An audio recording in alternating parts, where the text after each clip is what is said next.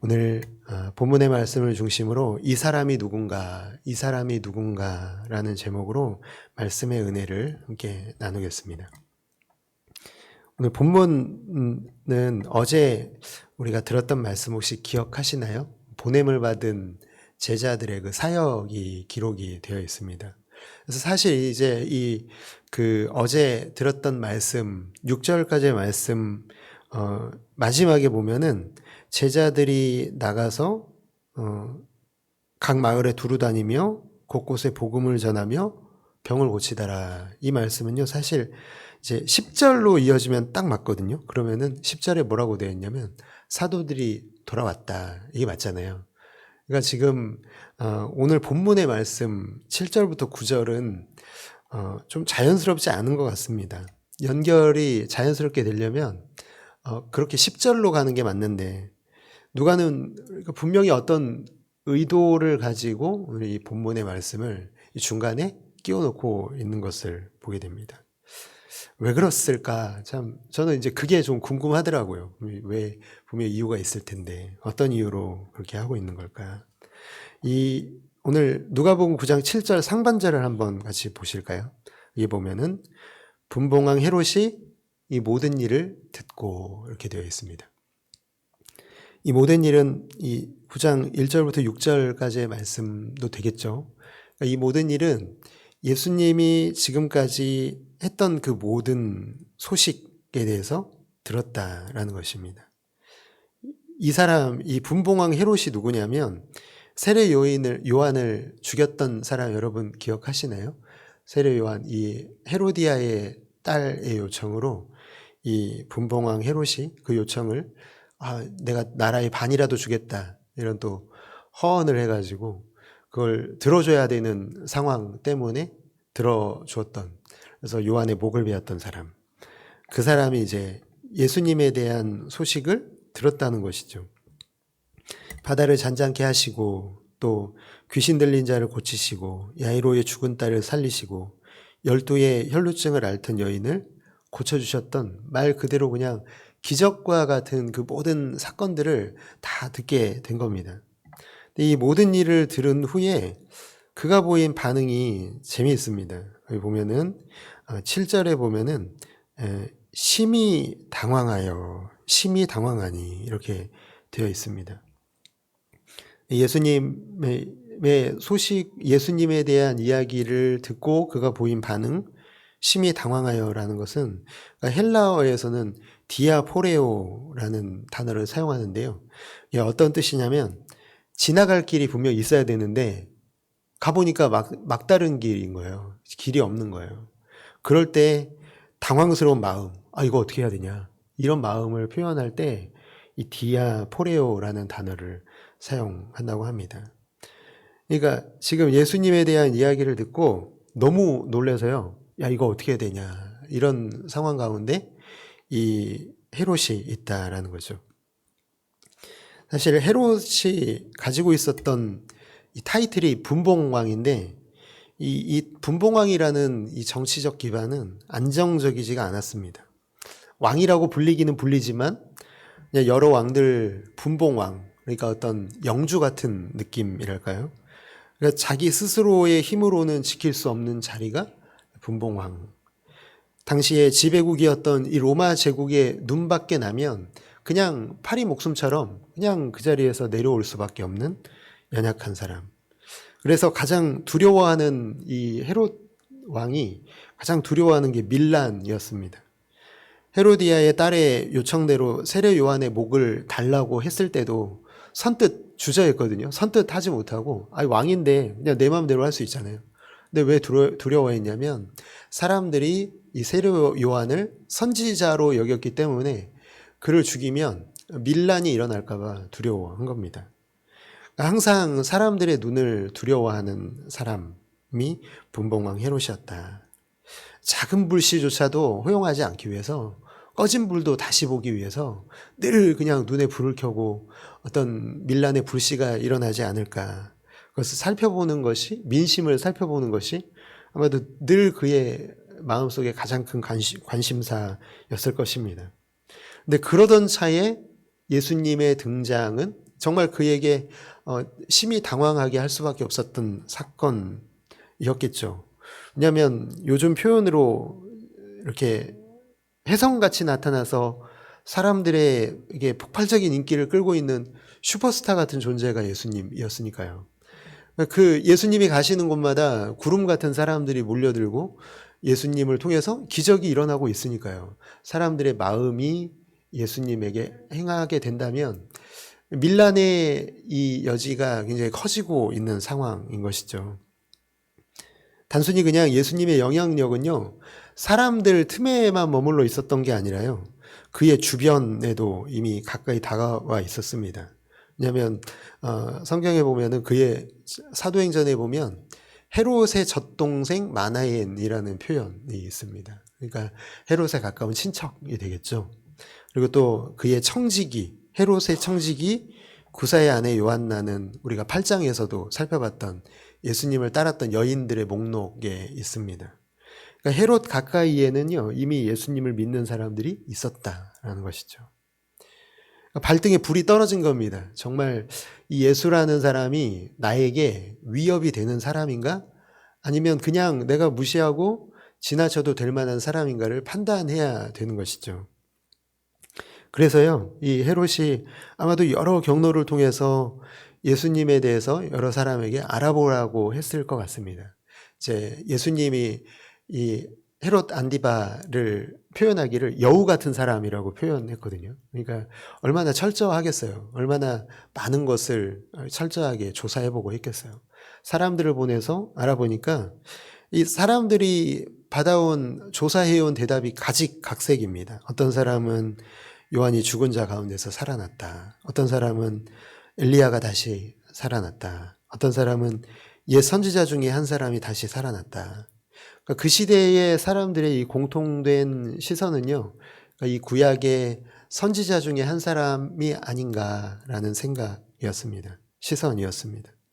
근데 마가복음 6장 14절에 보면은요, 이 세 가지 생각 중에요, 이 세례 요한 스스로가 내린 결론이 있는데요. 마가복음 6장 14절에 보니까 이에 예수의 이름이 드러난지라 헤롯 왕이 듣고 이르되 이는 세례 요한이 죽은 자 가운데서 살아났도다. 그러므로 이런 능력이 그 속에서 일어나느니라. 이렇게 그가 내린 결론을 소개하고 있습니다. 이런 능력을 발휘하려면 세례 요한밖에 없어요. 나름 이제 이 헤롯 자신도요, 요한을 선지자로 여겼기 때문에 요한의 능력을 그가 인정하고 있는 것을 보게 됩니다. 근데 여기서 보면은요, 그가 단순히 예수님이 어떤 사람인가, 이 사람이 누군가에 대한 이 호기심은요, 단순히 그냥 이 사람의 능력에 대한 호기심이라는 것을 알게 되는 것이죠. 그의 호기심과 관심사가 단순히 그냥 예수님의 능력에만 머물러 있음을 우리에게 알려주고요. 그래서 선지자 중에 하나로 결론을 내리고 있는 것이죠. 누가복음 23장 8절에 보면은요, 이 헤롯 왕에게 빌라도가 자기가 예수님을 죽이는 것을 면피하려고요, 그가 이제 예수님을 보냅니다. 누구에게 보내냐면 이 헤롯 안디바에게 보내죠. 거기에 나와 있는 23장 8절에 헤롯이 예수님을 보고 나타낸 반응.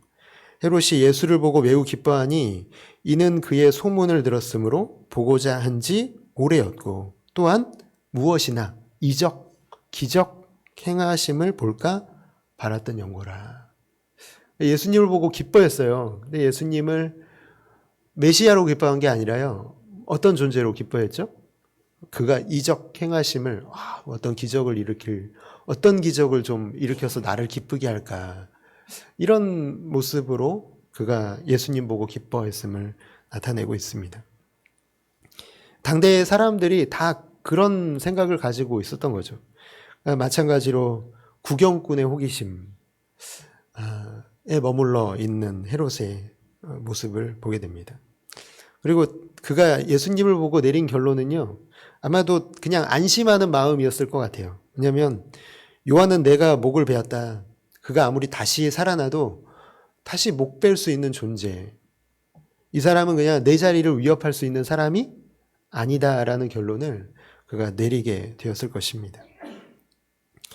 근데 다시 돌아와서요. 누가는 그렇다면 왜 제자들의 이 복음 전파의 사역 가운데 헤롯에 대한 기사를 넣었던 것일까? 근데 헤롯이 예수님에 대해서 내린 결론이요. 이제 제자들의 고백과 이어져 있거든요. 그걸 비교하고 싶었던 겁니다. 9장에 보면은, 누가복음 9장에 보면 제자들이 각성으로 흩어져서 복음을 전한 사건, 그리고 그 뒤에, 그리고 이 헤롯의 반응, 그 뒤에 보면은 오병이어의 기적이 나오거든요. 근데 그 뒤에 보면 제자들에게도 예수님이 동일한 질문을 하고 계십니다. 사람들이 나를 누구라 하느냐. 똑같이 나와 있죠. 어떤 사람은 세례 요한, 그리고 어떤 사람은 엘리야, 어떤 사람은 선지자 중에 하나다. 근데 예수님이 다시 한번 물으십니다. 그러면 너희는, 제자들아, 너희는 나를 누구로 알고 있느냐? 이렇게 물어보십니다. 그때 베드로가 대답하죠. 근데 누가복음 9장 20절의 말씀을 병행구절인 마태복음 16장 16절의 말씀으로 보시면 좋을 것 같아요. 주는 그리스도시요 살아계신 하나님의 아들이십니다. 이렇게 고백을 합니다. 헤롯과 제자 그룹의 이 고백이 내린 결론이 이렇게 다르다라는 것을 누가는 비교해서 보여주고 싶었던 것 같아요. 복음을 들었는가? 그리고 들은 복음에 반응했는가? 복음이 들리지가 않았던 거예요. 헤롯의 귀에는요, 그냥 복음이 들리지가 않고 그냥 자기의 유익에 맞는 사람인가 아닌가만 들렸던 것 같습니다. 사랑하는 성도 여러분, 복음이 들리는 귀가 복이 있습니다. 복음이 들리는 귀가 복이 있습니다. 그게 우리가 오늘 이 말씀을 보면서 내리는 결론이어야 할 줄을 믿습니다. 하나님 나라의 복음이 들리는 자에게 참 생명이 있기 때문에 그렇습니다. 하나님 나라의 복음이 들리지 않으면 그 사람 안에는 생명이 없습니다. 밭의 비유가 다시 한번 좀 떠올려 볼까요? 거기 보면은 덜어는 100배, 덜어는 60배, 덜어는 30배의 결실을 맺는 그 씨앗이 어떤 땅에 떨어지냐면 좋은 땅에 떨어졌던 것을 여러분 기억하시죠? 근데 좋은 땅이 되고 싶다고 되나요? 아니죠, 여러분. 좋은 땅은요, 내가 되고 싶어서 되는 그런 땅이 아니에요. 좋은 땅은 그냥 좋은 땅이어야 돼요. 좋은 땅이어야죠. 그 좋은 땅을 누가 되게 하셨냐면 그게 복음의 능력이라는 거예요. 그 복음의 능력은요, 오늘 우리를 변화시킨 능력이라는 것이죠. 우리는 그게 어떤 존재였냐면 황무지와 같았던 사람들이죠. 근데 우리가 황무지였는데 좋은 땅이 되고 싶다고 되는 게 아니라는 거예요. 헤롯을 보면서 우리가 깨달아야 되는 것은요, 그래서 오직 우리가 복음을 들은 것은 오직 은혜다라는 것을 깨닫는 여러분들 모두가 되시기를 주님의 이름으로 축복합니다. 우리는 우리 스스로의 힘으로, 노력으로, 우리의 능력으로 좋은 땅이 된 게 아니에요. 우린 원래는 황무지였죠. 헤롯처럼. 그런데 그걸 보여주고 싶은 거예요. 누가는. 너희는 이게 복음의 능력이야. 이게 복음이야. 이걸 보여주고 싶은 겁니다. 새롭게 2024년이 시작되면서 우리가 꼭 기억해야 할 것이 있는데요. 저와 여러분 좋은 땅입니까? 여러분, 사랑하는 성도 여러분, 여러분은 좋은 땅입니까? 아멘으로 좀 대답을. 그렇죠, 여러분. 아멘, 자신있게 아멘 하시기 바랍니다. 네. 왜 여러분 주저하세요? 왜 내가 좋은 땅이라고 하는 것을 주저하십니까? 왜냐하면 우리의 마음속에는 항상 그런 게 있는 것 같아요. 내 지금 처지, 지금 상황, 그리고 지금 내 모습, 지금 내 믿음. 이게 스스로 생각할 때 좋은 땅이 아니라는 생각이 들기 때문에 우리는 늘 여기 이 말씀에 늘 아멘이라고 대답하기가 참 힘든 것 같습니다. 근데 이게 힘들게 하는 것은요, 마귀가 늘 우리를 시험하고 있는 거예요. 우리가 좋은 땅이 되는 과정이라고 생각하도록 만드는 거예요. 믿음이 좋은 땅이 되는 과정이라고 생각하게 만드는 거예요. 아니에요, 여러분. 우리는 이미 좋은 땅인 줄 믿습니다. 복음의 능력을 여러분 그럼 의심하고 있는 거예요. 이미 우리를 좋은 땅으로 변화시켜 주신 복음의 능력은요, 우리가 할 수 없는 일을 해주신 거거든요. 그럼 우리는 믿어야 돼요. 그냥 우리가 그냥 믿으면 됩니다. 그게 우리가 할 일이에요. 그 다음에 열매 맺는 일은요, 우리가 이제 해 나가야 되는 거죠. 우리는 이미 좋은 땅이고 열매를 맺어가야 할 줄을 믿습니다. 열매 맺게 하는 일도 하나님께서 하실 것입니다.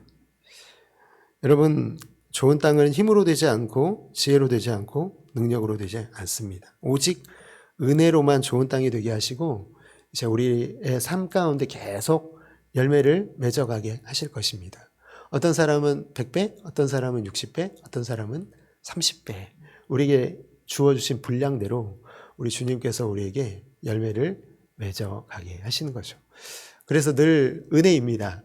오늘 우리가 꼭 기억해야 될 것은 2024년에도 오직 은혜로만 살겠습니다. 이런 여러분의 마음속에 이 복음에 대한 반응으로 나타낼 수 있기를 주님의 이름으로 축복합니다. 여러분 같이 한번 기도하시죠. 들은 말씀 위에서